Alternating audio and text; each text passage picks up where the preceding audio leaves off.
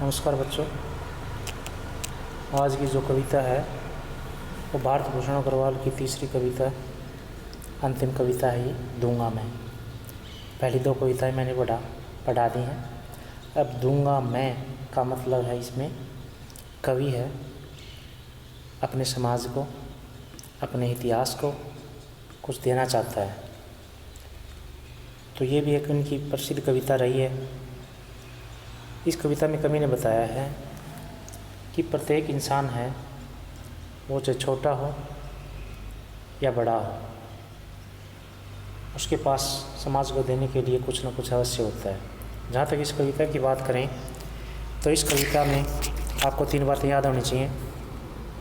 कविता का भाव, इसका भाव क्या है, कविता का उद्देश्य क्या है और कविता का सार क्या है। जहाँ तक कविता के भाव की बात है, कविता के उद्देश्य की बात है और सार की बात है, ये तीनों एक ही प्रश्न है।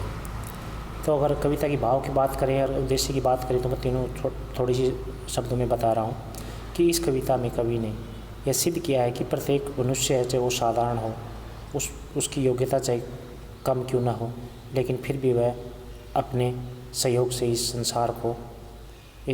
संसार रूपी इतिहास में अपना अमूल्य योगदान दे सकता है या सकारात्मक योगदान दे सकता है। तो यही इस कविता का उद्देश्य है और भाव है। अब हम पढ़ते हैं इस कविता को। कवि कहता है अपने आप से, जब इतिहास उससे कुछ मांगता है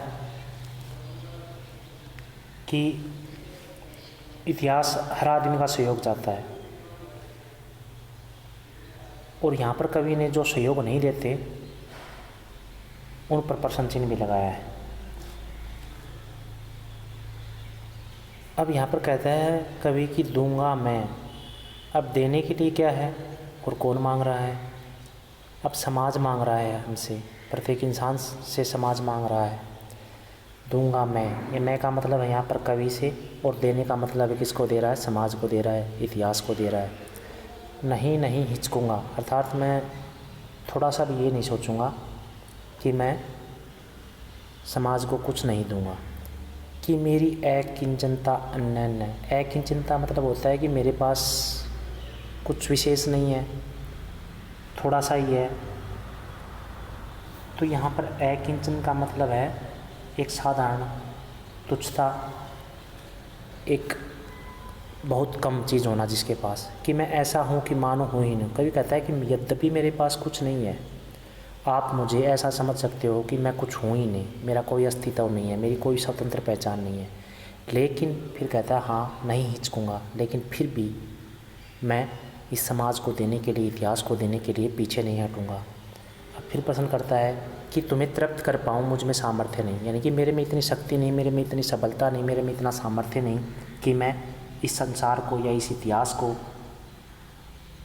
कुछ दे करके, इतनी क्षमता नहीं है, मेरे पास कोई अधिकार भी नहीं है कि मैं इस इतिहास को संतुष्ट कर सकूं। लेकिन फिर भी मैं मानव जीवन के विकास के लिए, इतिहास के विकास के लिए अपनी अक्षमता अनुसार आपको ज़रूर दूंगा। तुम्हें बांध नहीं पाऊंगा और नहीं सोचूंगा यह, यद्यपि तुम्हें मैं प्रभावित भी नहीं कर पाऊंगा, और यह सोचना भी मेरे लिए बेकार है कि आखिर तुम मुझे छोड़ चले जाओगे। मुझे पता है तुम मुझे छोड़कर जाने वाले हो। अर्थात इतिहास है वो किसी के कहने से नहीं रुकता, वो चलता रहता है। समय भी किसी कहने से नहीं रुकता, वो चलता रहता है। जैसे नदी का जल डूंग को तोड़कर छोड़ चला जाता है, जिस प्रकार नदी का जल है वो किनारों को छोड़ करके, तोड़ करके अपनी गति से आगे निकल जाता है। सोच छोड़ हिचक छोड़ दूंगा, यानी कि ये मैंने सोचना छोड़ दिया है कि मेरे पास क्या नहीं है, मैंने हिचक संकोच करना भी छोड़ दिया है। यानी कि मैं इस मनुष्य की बेहतरी के लिए, मानव जीवन के इतिहास की बेहतरी के लिए मैं अपना योगदान कुछ न कुछ अवश्य दूंगा। अब बात करते हैं इसमें विशेष की, भाषा की, अलंकार की और गुण की। भाषा की बात करें तो आप समझ सके हो, भाषा बिल्कुल सरल है, स्पष्ट है, खड़ी बोली का प्रयोग किया गया है, इसमें कोई कृत्रिमता नहीं है, इतनी ज़्यादा अलंकारों का प्रयोग नहीं है, स्वाभाविक है। अब अलंकार की बात करें तो इसमें उदाहरण दिया है नदी का, इसमें नदी का उदाहरण दिया है तो उदाहरण अलंकार हो जाएगा। अगर गुण की बात करें तो हम कह सकते हैं कि इसमें प्रसाद गुण है और जो इसका वर्णन नहीं है। अब हम आगे बढ़ते हैं। अब कवि क्या कहता है लो, यानी कवि कहता है मेरे पास है जो कुछ है वो तुम्हारा है, यानी कि इतिहास का है, इस समाज का है। ओ तुम अनजान अतिथि आज भर की, यानी कि जो ये समय होता है, जो हमारा समाज होता है, वो क्या है, कुछ समय के लिए ही, यानी कि एक मेहमान होता है हमारे लिए, यानी कि कल का वो इतिहास हो जाएगा आज का दिन, तो हमें आज ही कुछ ना कुछ अपने मेहमान को, यानी कि इतिहास को देना चाहिए। अब कवि क्या कहता है, लो यह पराग, यानी कि मैं तो ये पराग है जो मेरे पास, यानी कि जो सौंदर्य है, जो प्रसन्नता है, जो मेरा काव्य है, वो मैं आपको सौंपता हूँ। यानी कि मैं पुष्प प्रदान करता हूँ। पुष्प का मतलब है यहाँ पर प्रसन्नता से। अब प्रसन्नता से जो अपनी आसक्ति में मात्र में गुनगुनाहट है, यद्यपि मेरे पास इतना ये जो पराग है, खुशियाँ रूपी पराग है, वो केवल एक छोटी सी एक हलचल है, छोटा सा एक क्षण है, और इस क्षण को देने के बाद, इस क्षण को देने के बाद, यानी कि एक क्षण है, आसक्ति मात्र है, गुनगुनाहट है, और जिसे देने के बाद मेरे होठ समाधि बन जाएंगे, अर्थात मैं धन्य हो जाऊंगा या मैं मौन हो जाऊंगा। अब यहाँ पर कहता है कि आम आदमी धन नहीं दे सकता, तो कम से कम पराग अर्थात प्रसन्नता दे सकता है, आनंद दे सकता है, अपनी भावनाएं दे सकता है, अपनी संवेदनाएं दे सकता है, जिससे कि समाज अच्छा बन सके, समाज उसको याद करे। तो ये इस कविता का वो है। अब बात करें भाषा की, कवि ने साधारण जनभाषा का प्रयोग किया है, खड़ी बोली का प्रयोग किया है। अलंकार, यद्यपि इसमें अलंकार अनुप्रास थोड़ा बहुत हो सकता है, बाकी इसमें कोई अलंकार नहीं है। अब काव्य गुण की बात करें तो प्रसाद गुण है। अगर भाव की बात करें तो यहाँ पर कवि ने ये सिद्ध किया है कि प्रत्येक व्यक्ति के पास समाज को, इतिहास को देने के लिए कुछ न कुछ अवश्य होता है, और उसे देने के लिए आम आदमी को पीछे नहीं हटना चाहिए। अब हम इसका अंतिम पैरा देखते हैं, देता हूँ। अब कवि कहता है कि देता हूँ क्योंकि तुम मेरे द्वार आए हो, अर्थात यहाँ पर कवि कहता है कि मैं आपको खाली हाथ नहीं भेजूँगा, मैं आपको, मेरे पास यद्यपि थोड़ा बहुत है लेकिन फिर भी मैं आपको ज़रूर दूँगा, यानी कि आपका काम पूरा हो या ना हो लेकिन मैं ज़रूर दूँगा। और मेरे पास है देने का अपनापन, यानी कि मेरे पास संवेदनाएं हैं, भावनाएं हैं, अपनापन है, ये मैं आपको देता हूँ क्योंकि मैं जानता हूँ कि तुम मुँह अंधेरे आए हो। अब कभी कहता है कि मुझे पता है कि तुम सुबह सुबह ही मेरे द्वार पे आए हो, तो आप मेरे लिए अतिथि हो गए और मुझे देना ही देना होगा क्योंकि ये मेरा कर्तव्य भी है। इस गली के घर घर द्वार द्वार दस्तक दे दे कर थक गए। मुझे पता है कि तुम हर घर गए हो, हर व्यक्ति के पास गए हो, लेकिन किसी ने आपको कुछ नहीं दिया। कहने का मतलब ये है कि बहुत से लोग हैं जो अपनी खुशियों में अपने घर में बंद रहते हैं और अपने आप तक ही सीमित रहते हैं। वो न तो संसार में अपना सकारात्मक योगदान देते हैं, वो सिर्फ अपने तक सीमित रहते हैं। भीतर थी चहल पहल रांग रंग गूंज समारोह, पर किसी ने न सुना तुम्हारी यह खटखटाहट। यानी कि प्रत्येक व्यक्ति, आज का जो व्यक्ति है, वो अपने आप में, अपने रंग राग में खुश रहता है, उसे समाज से कोई लेना देना नहीं होता, वो अपने परिवार तक सीमित रहता है, जो कि एक बहुत गलत बात है।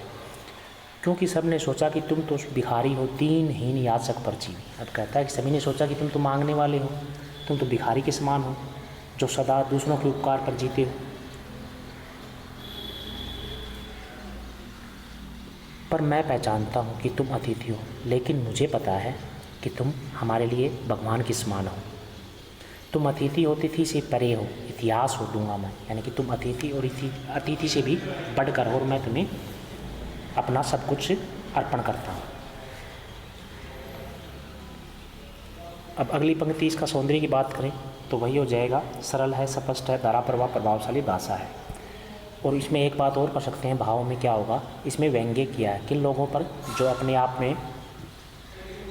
में अकेले रहते हैं, अपने परिवार तक ही सीमित रहते हैं, अपने सुख तक ही सीमित रहते हैं, समाज के हित के लिए वो कुछ नहीं करते, उन पर व्यंग्य किया। गुण की बात करें, प्रसाद हो जाएगा। अगर अलंकार की बात करें तो अलंकार इसमें अनुप्रास हो सकता है, यद्यपि और ज़्यादा इसमें अलंकार नहीं हो सकता। तो कहने का भाव यही है कि इस कविता में कवि ने आम आदमी को संदेश दिया है कि, या फिर सभी को संदेश दिया है कि हमें समाज की भलाई के लिए, उसके हित के लिए, उसकी प्रगति के लिए कुछ ना कुछ अवश्य करते रहना चाहिए।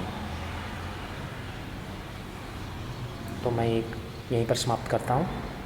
इसको एक दो बार आप सुन लेना, और इसका जो प्रश्न बनेगा वो मैंने बता दिया। इसका भाव भी एक ही होगा, इसका उद्देश्य और इसका सार, यानी कि आम आदमी को केंद्र में रख कर के ये कवि ने निवेदन किया है कि प्रत्येक सामान्य आदमी को, जनसाधारण को अपने अपने तरीके से समाज की भलाई के लिए काम करना चाहिए, उसकी प्रगति में योगदान देना चाहिए जितना हो सके अपने सामर्थ्य के अनुसार। और इसके साथ साथ दूसरी बात है, ऐसे लोगों पर भी कवि ने व्यंग्य किया है जो समर्थ होते हुए भी, सामर्थ्यवान होते हुए भी समाज के लिए कुछ नहीं करते और वो अपनी पूरा जीवन अपने लिए, अपने परिवार के लिए, अर्थ के लिए भौतिक सुख संपदाओं में घिर कर व्यतीत कर देते हैं। उन पर व्यंग्य किया है।